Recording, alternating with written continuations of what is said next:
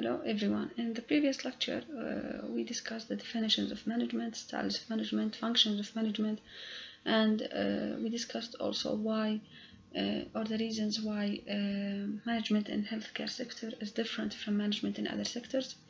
We also talked about differences between management and leadership and the core competences of management and of managers and leaders in the healthcare organizations. In this lecture, we will talk about strategic planning in healthcare.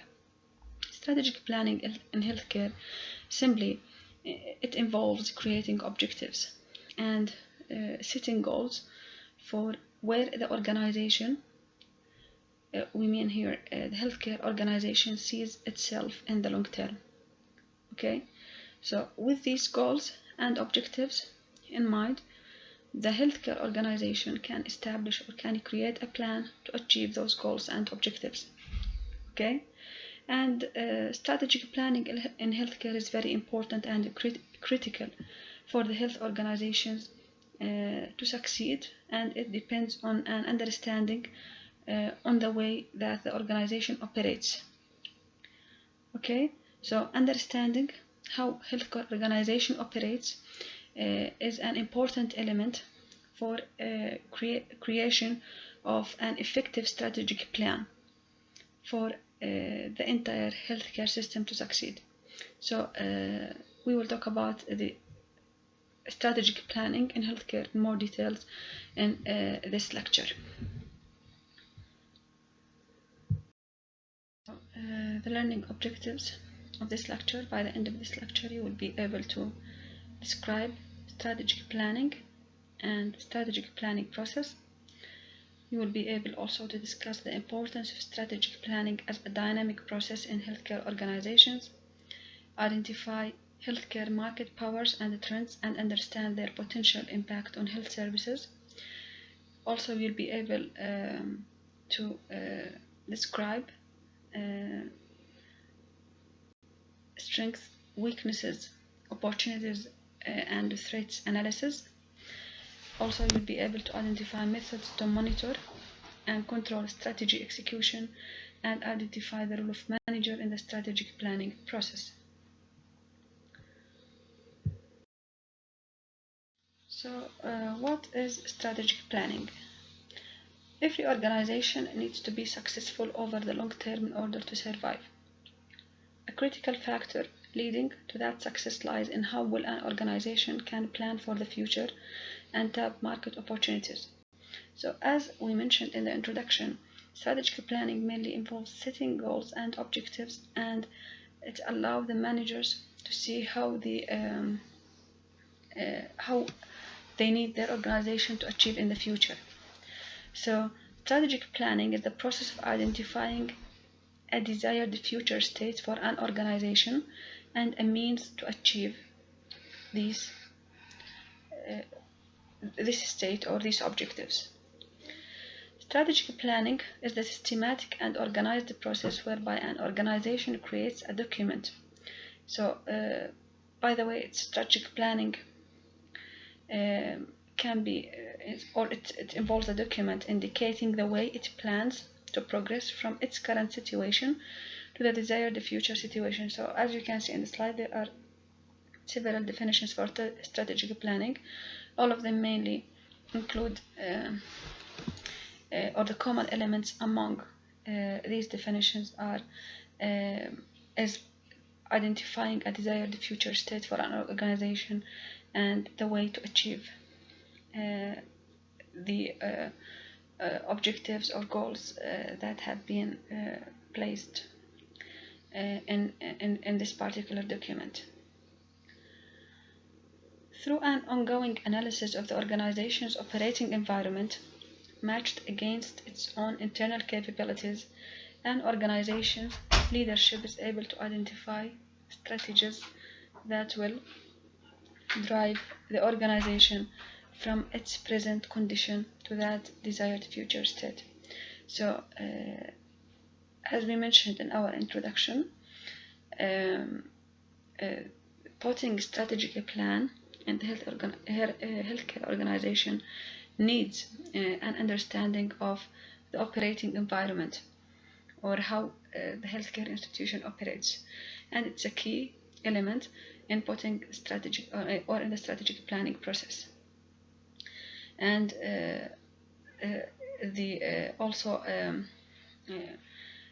strategic planning process also needs an understanding of the internal capabilities of the organization, and we'll talk about that when we will talk about SWOT analysis, which is strengths, weaknesses, opportunities, and threats. Healthcare managers at all levels need to understand the purpose of strategic planning, its benefits and challenges, the key factors for its success, and their vital role in the process.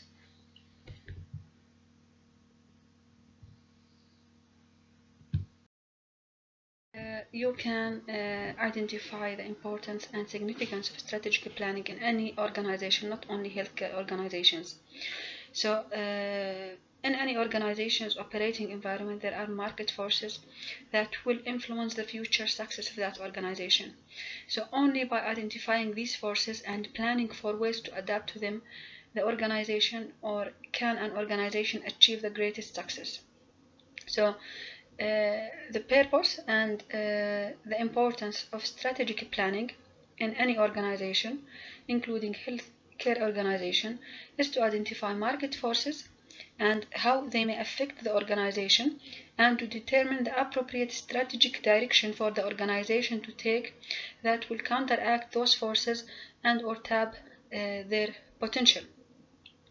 So, although no one can predict the future, in strategic planning, the managers and healthcare organizations can systematically think about it. That's why it's strategic planning was given this name, because it's looks for the future, looks for the desired state in the future for an organization. Okay. An important point also regarding strategic planning is related to resource allocation. So strategic planning serves to focus the organization and also its resource allocation. At any given point in time, there are multiple and often competing initiatives and projects to be undertaken in an organization.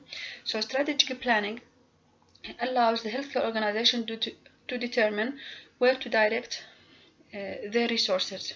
Okay.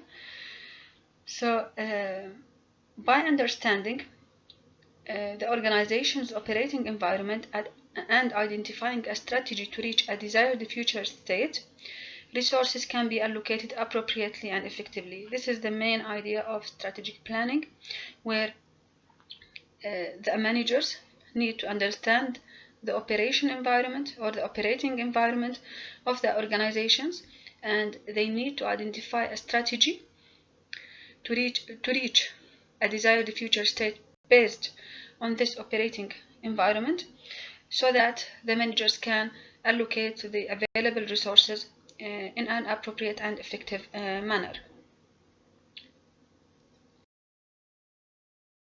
So why should healthcare organizations use strategic planning? Does it matter? Strategic planning in healthcare organizations entails taking proactive steps toward a goal, not just addressing immediate problems as they arise. There are two important characteristics in the healthcare sector that makes strategic planning as an essential aspect in healthcare organizations. Firstly, increasingly informed, demanding, and non-loyal clients who have the capacity to choose among or between different healthcare providers or different healthcare services. Secondly, increasingly professional and skilled competitors. So the system of resident physicians, access to updated knowledge and continuous training have led to the following. now it's increasingly easy to find highly qualified trained professionals outside the major centers of large cities, and the high level of specialization and excellence among these professionals is increasingly widespread. So the main idea is there are a lot of competition in the healthcare sector that makes strategic planning as an important or essential element that need to be performed in healthcare organizations. Here in this slide you can see the other factors that make strategic planning in health care organizations matter. Limited resources for production, and a possible response to this situation is the increased obligation to allocate resources on a rational basis, allowing only the best and most efficient health organizations to remain. Also, shift in the focus of healthcare organizations toward client rather than process or service. So these days what matters is not only what but how. So health organizations no longer simply focus on carrying out the processes to the best of their ability, but on achieving patient satisfaction and obtaining the best results possible. And we talked about that when we mentioned the triple aim in healthcare in the previous lectures. Also, strategic planning in healthcare organization is important due to size and complexity of healthcare organizations, which results from increases in the size of population, increase in their demands, increase in their needs, increase in diagnostic and treatment options offered, which led to physical growth in the size of health organizations, increased organizational complexity. This organizational complexity could also occur due to need to act in collaboration with the primary care in relation to a range of diseases, especially chronic ones. So all these circumstances that we have mentioned in the previous slide clearly affect health organizations, immersing them in an environment of constant and sudden change, both in their external and internal circumstances. And we already talked about these pressures and these external influences and internal influences in the previous lectures, and the constant reforms in the healthcare sectors. In these circumstances, strategic planning is fully applicable tool that is both useful and relevant to the health organization. And if strategic planning is not conducted, then in a few years, health organizations could become irrelevant or even cease to exist. So, regarding the strategic planning process, it consists mainly of two interrelated activities: the development of strategic plan and execution of the organization's strategy. The development of the plan is most often done with a multi-year time horizon, every 3 to 5 or 10 years, and it's updated annually. However, strategy execution is done on a continuous basis and is the critical factor in management of the organization's strategic intentions, optimally providing continual feedback for the development of any future plans. Based on what we have mentioned in the previous slide, strategic planning is a dynamic and not linear process. We have this type of analysis, which is SWOT: strengths, weaknesses, opportunities, and threats analysis, provides a foundation for strategy development. This analysis serves two important functions: to gather a snapshot of how the organization is currently interacting with the market in comparison to the internal capabilities and intended strategic direction of the organization, and to identify market opportunities and threats that the organization may want to address in future strategic efforts. So, and we'll talk about this analysis in details in the coming slides. Regarding SWOT definition or analysis, strengths are the factors that are likely to have a positive effect on or be an enabler to achieving the clinic's objectives or healthcare providers' objectives or healthcare organization objectives. Weaknesses are factors that are likely to have a negative effect or a barrier to achieving the clinic's objectives. Opportunities are the external factors that are likely to have a positive effect on achieving or exceeding the clinic's objectives or goals not previously considered. and threats are external factors and conditions that are likely to have a negative effect on achieving the clinic's objectives or making the objective redundant or unachievable. Okay, so we can see in according to these definitions that opportunities and threats, or let's say strengths and weaknesses, are internal to the healthcare organizations or healthcare providers, and opportunities and threats are external factors. Okay. In this slide you can see an example of SWOT analysis. You can see strengths, weaknesses, opportunities and threats, and examples on each of these. For example, strengths like special expertise, reputation, cost advantages, technology advantages. Weaknesses, for example, limited service lines, marketing deficiencies, and management of staff problems. Opportunities include new technology, lack of dominant competition, new markets or services. Threats such as new or increased competition, changes in insurance plans, adverse demographic changes, adverse government policies, economic slowdowns. All these can be considered as a threat to the healthcare organization and should be included in the SWOT analysis. Regarding the planning process, through analysis of the strengths, weaknesses, opportunities, and the threats, strategy identification can begin. In this stage, the organization's leadership team uses the information provided in the SWOT analysis to identify specific strategies that may be worthy of pursuit, either to grow the organization or to protect current areas of strength. Once these strategies have been identified, they must be narrowed down to a manageable number through selection and prioritization, and tactical implementation plans must be created. With the strategic plan completed, operating, marketing, and other supporting plans are developed. Control and monitoring of the plan follows and is most effectively done on an ongoing basis throughout the year. So, regarding SWOT analysis, the initial planning phase is often referred to as a SWOT analysis, as it aims to identify the internal strengths and weaknesses of an organization along with external market opportunities and threats. It includes three distinct but intricately related components, which are the market assessment, the statement of the mission, vision, and values of the organization, and the organizational assessment. So we'll talk about firstly about market assessment. The development of the market assessment may be the most complex and time-consuming section of the strategic plan, in that in this component virtually all aspects of the market must be examined to determine whether they represent opportunities or threats for the organization and to determine their future implications for the organization.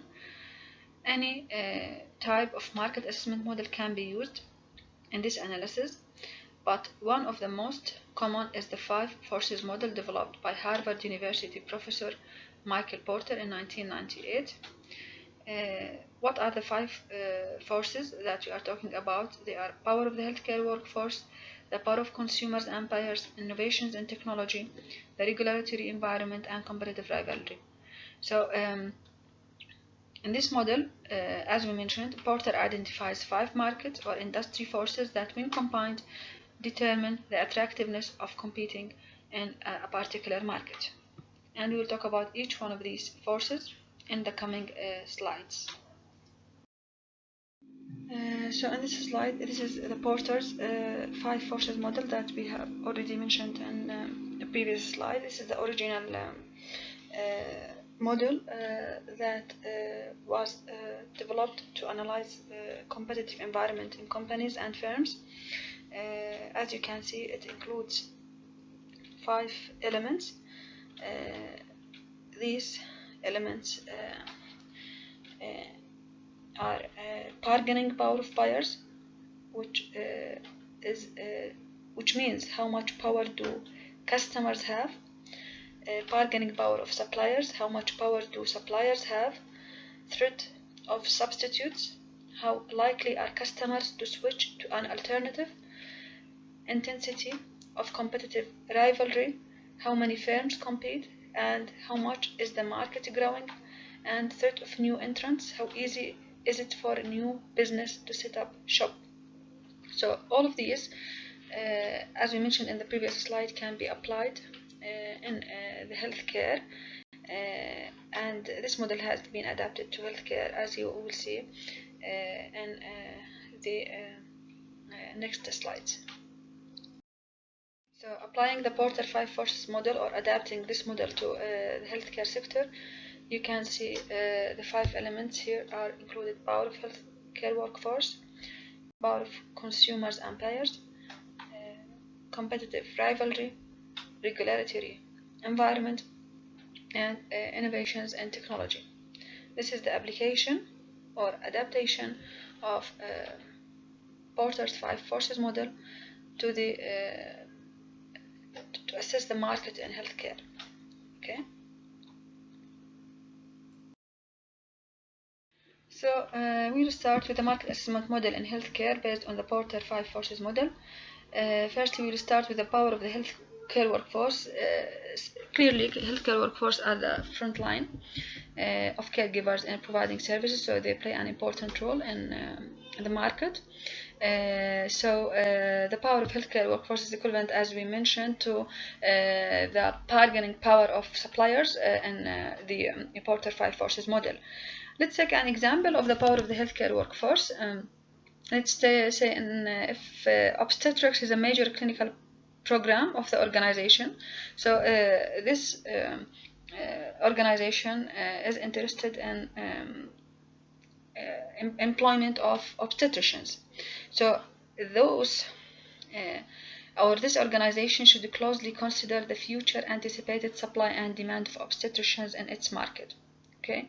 With the significant increases in malpractice insurance targeted at obstetricians across the country, many obstetricians have elected to discontinue delivering babies and focus solely on gynecology. So, what is the meaning of malpractice insurance? Malpractice insurance is sometimes called as medical profession liability insurance, which is one type of insurance that protects physicians and other licensed healthcare professionals from liability associated with wrongful practices that results in patient injury or death.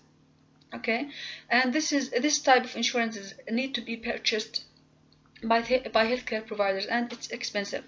So to protect themselves from those consequences, many obstetricians in the USA have elected to discontinue delivering babies and focus solely on gynecology, while others have opted to retire early as well, which results in a dramatic reduction in the supply of obstetricians in many areas of the country. Also forced some hospitals to hire their affiliated obstetrical staff in an effort to cover their malpractice insurance premiums and keep them practicing. Okay. Other hospitals also have developed other strategies, such as laborist obstetricians who are hired solely to work in the hospital and deliver babies. These moves are examples of strategies that could be adopted by organizations to either maintain or grow their obstetrical services and are in response to market trends. So this example shows how the power of healthcare workforce impacts on the market in healthcare. Another example of the power of the healthcare workforce is the potential ramifications of the current nursing and radiology personnel shortages. With a shortage of personnel, wage and hiring expenses increase, jeopardizing the ability to offer those specific services. For example, a nursing shortage may affect the hospital ability to add beds to meet growing demands for services. Also, a shortage of radiology technicians may affect an organization's opportunity to offer new state-of-the-art technologies. So therefore, the influence and availability of these and other healthcare personnel and the organization's dependency on them must be considered when developing future strategies. So the second element in the market assessment model is the power of consumers and buyers and how it affects or impact the strategic plan in healthcare organizations. At the other end of the spectrum, as the ultimate purchasers of healthcare, the power of consumers is becoming more significant market force. Today's consumers are demanding more and more from their healthcare providers on all levels, both in terms of the availability of specific service offerings and in the delivery of those services. So now there's a shift, or let's say historically, the main customer in the healthcare organization was the physician. So without them, the organization could not provide services, and let's say that for outpatient services, there are two primary customers who are the physician and patients. However, there is now, or these days, there is a shift toward a patient-centric model, and this shift needs to be considered when creating future strategies.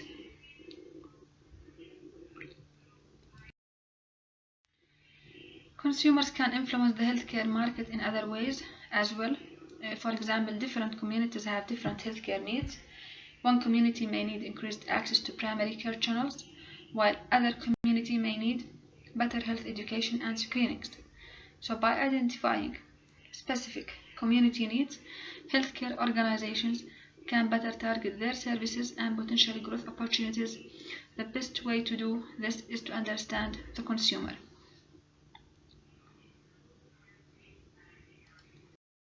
Now we come to power of buyers.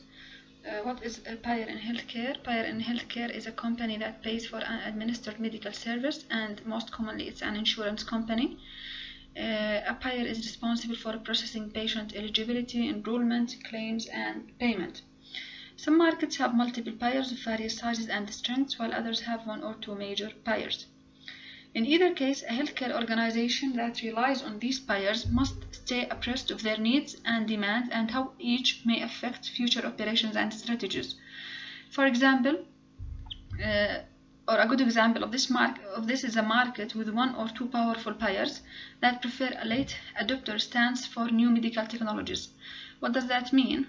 That they prefer not to pay for new technologies until the technologies have been proven either medically effective or financially efficient, or both. This would be a significant threat to an organization that strives for a competitive advantage by being first to market with the adoption of new medical technologies. Alternately, the power of buyers may also create opportunities for an organization. An example would be the general preference of buyers for less costly outpatient services. Healthcare organizations that specialize in these types of services offerings, such as ambulatory surgery centers, diagnostic imaging centers, have capitalized on this buyer influence in many areas of the country.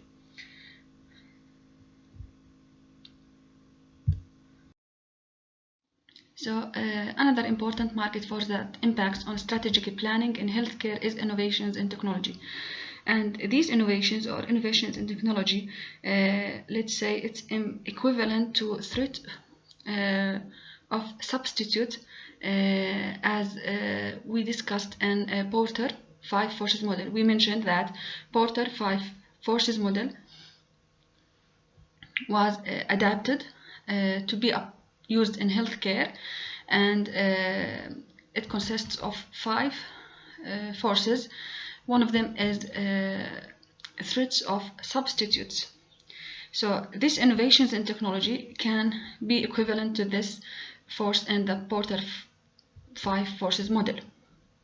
Okay, so these innovations, as we mentioned, may represent the threat of substitute products, as new technologies often replace standard operations and services and sometimes reduce the need for healthcare providers.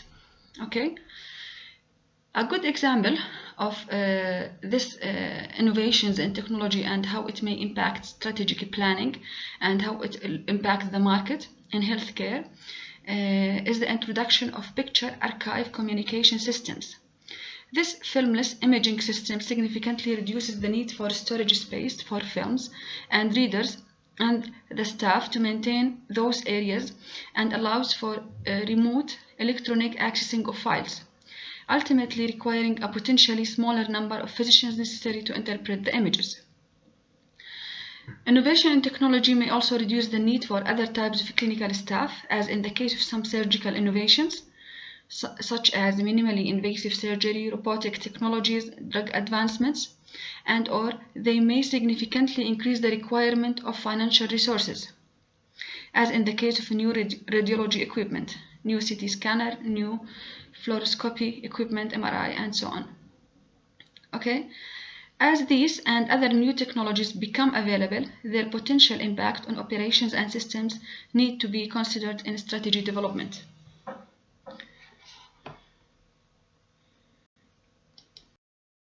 Another important market force is the regulatory environment. So there is a broad range of regulatory bodies and programs apply in different ways to various aspects of healthcare industry. These healthcare regulations are developed and enforced by all levels of government at federal, state, and local levels. So on this slide you can see some examples of these regulations that are generated by these regulatory bodies in the healthcare industry. All of these regulations and legislations can influence a particular healthcare organization's strategy and need to be monitored and analyzed for their potential impacts on the strategy or strategic planning in the healthcare organizations. So the last market force that needs to be taken into account in developing future strategies in healthcare institutions is the competitive rivalry. Competitive rivalry is simply a measure of the extent of competition among existing firms, companies, and in our case between different healthcare providers or healthcare services or healthcare organizations. And competitive rivalry is probably given the most significant attention in most organizations' strategy development. Although it's highly unlikely that different healthcare organizations or healthcare services gain access to the actual strategy of their competitors, much information on their strategic intent can be gleaned from their market activities. So the healthcare organization can gain information about their service volumes, market share, and news coverage, and press releases should be monitored regarding the competitors of this particular healthcare provider or healthcare service. And combining this information together to see a larger picture often leads to an indication of competitors' strategies. Once their strategic intent has been identified, market opportunities for and threats against healthcare organization can be further addressed. Okay.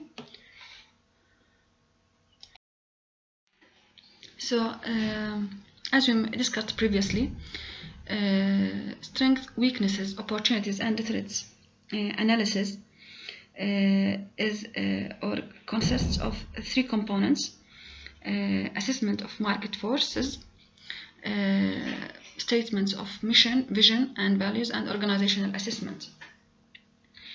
So the information gleaned regarding the interaction of five forces or five market forces that we have already discussed, which are healthcare workforce or the power of the healthcare workforce, power of consumers and payers, innovations in technology, regulatory environment, and competitive rivalry in the market is matched against the organization's mission, vision, and values statements.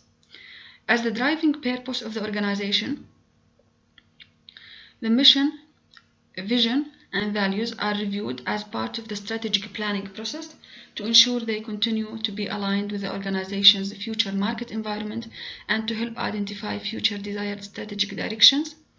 The mission of any organization is its enduring statement of purpose. It aims to identify what the organization does, whom it serves, and how it does it.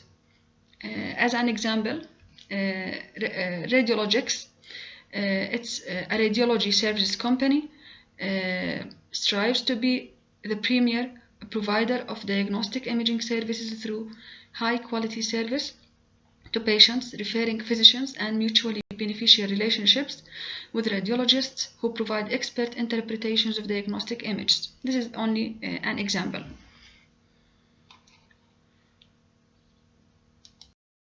So in the previous slide we discussed the definition of mission, and we mentioned an example on the mission of a particular healthcare organization. On the other hand, a vision statement strives to identify a specific future state of the organization, usually an inspiring goal for many years down the road. For example, the vision of the American Hospital Association is of a society of healthy communities where all individuals reach their highest potential for health. Finally, the values statement should help define the organization's culture, what characteristics it wants employees to convey to customers. For example, an example of a value from Duke University Health System in North Carolina is, we earn the trust our patients place in us by involving them in their healthcare planning and treatment and by exceeding their service expectations. Although the mission statement is generally the most, let's say, constant or stable of among mission, vision, values statements, however, these statements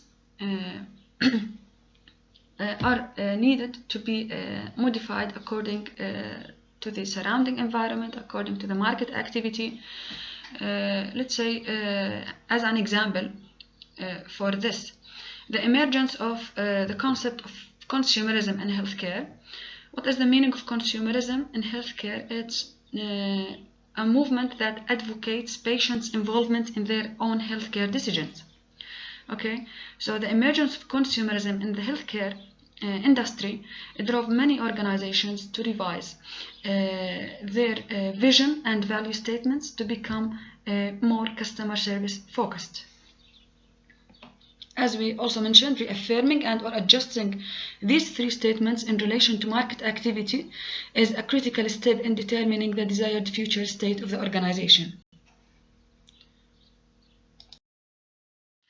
Now we have finished the assessment of market force. We understand the mission, vision, and values of a particular healthcare organization. Now it's time to take a hard, honest look at your own healthcare organization by conducting an internal assessment to examine its strengths and weaknesses, as well as how it may build or sustain a competitive advantage in the market. The organizational assessment has both quantitative and qualitative components. The quantitative section of the internal assessment consists mainly of the organizational volume forecast, which is mainly related, let's say, to prediction of the patient volumes in the future, and an assessment of the financial condition of the healthcare organization. The qualitative section focuses on past strategic performance and leadership's interpretation of the organization's core capabilities or lack of them.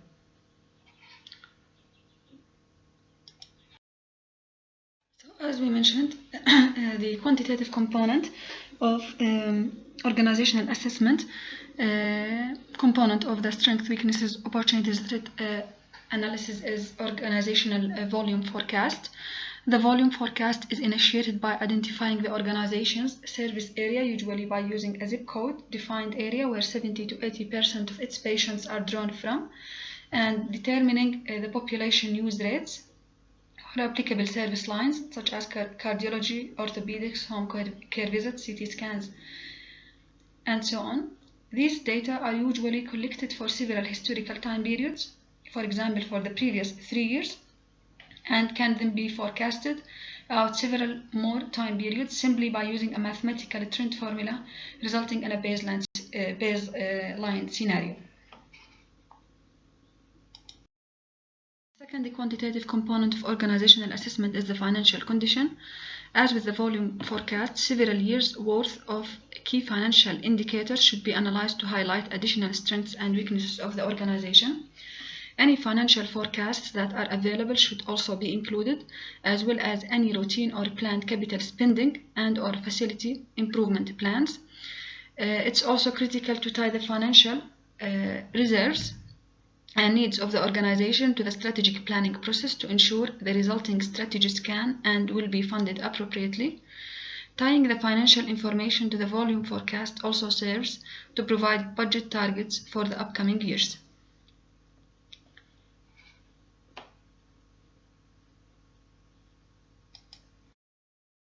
The qualitative component of organizational assessment includes strategic performance. So it's important to remember that strategic planning is a dynamic rather than a linear process, and as such there should optimally be no distinct beginning or end. Thus, a review of the organization's past strategic performance should be included as part of future strategy development. This review can be as simple as an assessment of whether past strategies accomplished their intended objectives, or as multifaceted as an ad hoc leadership meetings to discuss roadblocks that led to failure or factors that drove success. Either way, this review can and should provide valuable information for future strategy development and implementation.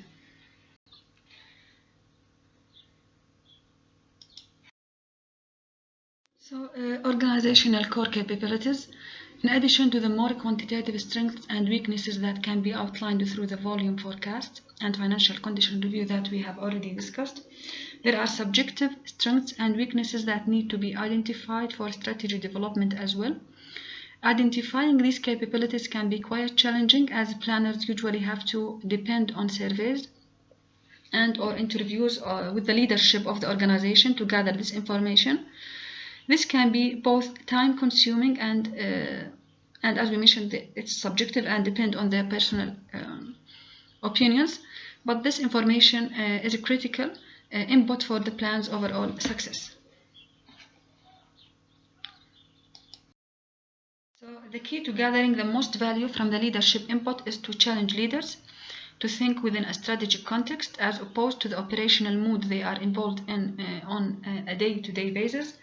Merely asking leaders to identify an organization's weaknesses, for example, can result in responses such as poor parking or a lack of marketing, whereas framing the question to identify challenges to the organization in growing service volumes may better yield answers such as an aging medical staff, lack of capacity, and so on. It's also important to incorporate these identified strengths and weaknesses into the organizational assessment for further discussion.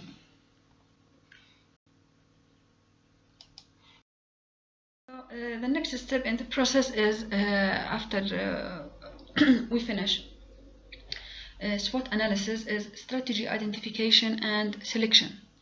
So throughout the development of strengths, weaknesses, opportunities, and threats analysis, the building blocks for strategy identification begin to emerge. If the organization is at the start of the development of a multi-year plan, it will usually conduct a rather thorough SWOT analysis. However, if the organization has an identified long-term strategic direction, the SWOT analysis may selectively analyze only those areas that are relevant to the identified strategic direction. For example, if the organization has resolved to grow defined service lines, the analysis may focus more specifically on those areas of the market. So the SWOT analysis may focus on a particular service line. Alternately, if the direction is diversification, the analysis may focus more on areas related to the organization's current strengths, whether they are related to service line or internal capability. However, regardless of the depth of the SWOT analysis that has been performed, this analysis or SWOT analysis serves as input for the next step in the process, which is strategy identification and selection. So strategy identification usually begins with the baseline scenario developed for the volume forecast. However, at this point, it's important to apply planning assumptions to the scenario and not simply accept the baseline. By applying different planning assumptions, many different scenarios may result. It is also critical that information and data gathered in the market assessment, including the competitor assessment, be incorporated into this forecast in the form of further planning assumptions. Overlaying these planning assumptions into the baseline scenario can result in a number of future scenarios by adjusting their relative impacts. So from this scenario analysis, several potential strategic directions for the organization may emerge. The strategic direction is the goal that the organization desires to accomplish within the planning time frame. Generally, as each scenario may have different probabilities for success and may require different levels of resources investment, the specific scenario and strategic direction that will ultimately be chosen will often depend on an organization's tolerance for risk. Risk tolerance can be defined as the level of risk that is acceptable to a particular organization. So once a strategy direction is chosen, specific desired outcomes should be targeted and strategies to accomplish this identified. So a strategy is a carefully designed plan to accomplish the desired outcomes. For example, if an organization concludes it will differentiate itself through its orthopedic services, this is the strategic direction. The desired outcome may be to lead the market in orthopedic service volumes within 2 years. And to accomplish this, the organization may identify strategies to increase its surgeon base, add rehabilitation services, or develop a center of excellence program. So even the largest and most financially sound organization cannot successfully implement all the strategies it can conceive of, nor should it try to do that. A successful strategic plan is focused and, just as importantly, executable. In this context, too many strategies may render the plan ineffective simply because there is too much to do. So strategy is all about making choices. A clear and focused strategy will guide decision making, prioritize resources allocation, and keep the organization on its desired course of action. In choosing which strategies to follow, an organization is also choosing which strategies not to follow. At this stage in the planning process, the organization's leadership must determine its ability to successfully execute the strategies it has identified through the previous process that we have discussed. The final step in the actual development of the strategic plan is the creation of specific tactical plans for each strategy, which are necessary for translating the plan into action. Tactical plans answer the who, what, when, where, and how questions of the strategy implementation.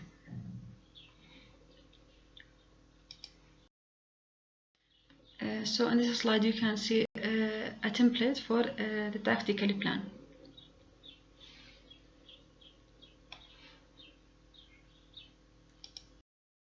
So now, rollout and implementation. With the development of the tactical plans, the strategic plan is now complete. The plan is then presented to the board of directors for approval and endorsement and is then rolled out across the organization. Rollout of the plan has two main steps. First, the plan is communicated at all levels of the organization. Only by communicating the strategy to all necessary stakeholders can an organization gain the support necessary for successful execution of the strategy. Secondly, supporting plans such as the financial and budgeting, operating, marketing, capital, and master facilities plans are developed or updated with their intent and strategies developed in the strategic plan. Having all of the organizations supporting plans tied to the strategic plan is a critical factor in reinforcing its strategic direction. So here you can see the supporting plans that need to be tied to strategic plan, such as marketing plan, communications plan, operating plan, master facilities plan, financial plan, and capital plan.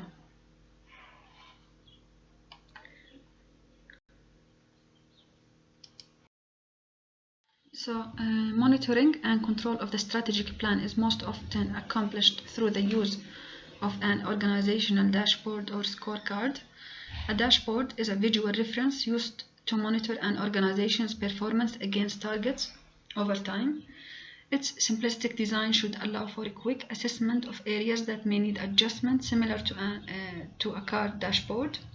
Dashboards can depict strategic, operational and/or financial outcome indicators depending on the organization's needs, but care must be taken to highlight a manageable number of indicators or the dashboard will lose its functionality. This is an example of a dashboard that is used to monitor and control a strategic plan.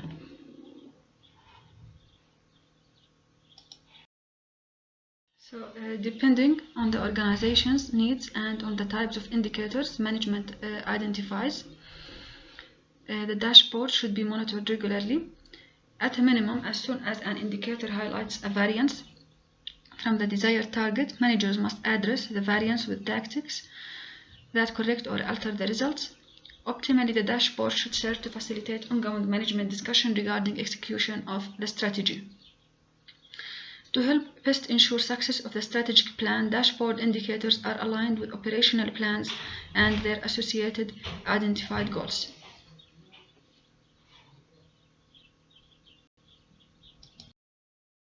So, strategy execution. Strategy execution is crucial for organizational success and cannot be overstated in terms of importance. Unfortunately, this is often an element of strategic planning that many organizations overlook. With the flurry of activity and intensity that usually surround the development of the strategic plan itself, there can be a collective sigh of relief following board approval of the plan, and leadership may be relieved to be able to return to their real work and to the day-to-day operations. Yet, successful organizations know that execution is much more important than the plan itself. So, the value of strategic planning lies not in the plan itself, but in the planning process. Properly conducted, the strategic planning process will challenge management to robustly confront the facts of its market, to persistently test planning assumptions, and to continually refine the organization's execution skills. So, what is the role of health care manager in strategic planning and execution? Healthcare managers at all levels have the responsibility to continually monitor their environment, both internal and external, and assess and act upon the possible implications of any trends or events that are of note. They have the responsibility to understand their local market on an ongoing basis and to know their organization's strategic direction and intent. They are also responsible for identifying ways to support the organization's strategy and for ensuring that their subordinates have the knowledge and understanding of the strategy in order to do the same. Strategic planning may be driven by the planning or business development function of an organization, but it's responsibility of leadership at all levels to help execute and manage the organization's strategy. Strategic plans may also be developed for departments and other levels within the organization and may be helpful to the manager in achieving the department's goals as well. So, finally, effective strategic planning is a critical element in the success of today's healthcare organizations. Through understanding its competitive and other market environments, an organization can best identify a desired future state and a means to achieve it. But as we discussed, the true value of strategic planning lies in the process and less in the resulting plan. Strategic planning will likely continue to be a valued function in healthcare organizations in the future, and management at all levels need to understand the process and its purpose and their critical role in development and execution of the successful strategy. Now, this is the reference for the material that has been covered in this lecture. In this lecture, we covered strategic planning in healthcare industry. In the next lecture, we will discuss quality and safety and clinical governance in the healthcare sector. Thank you.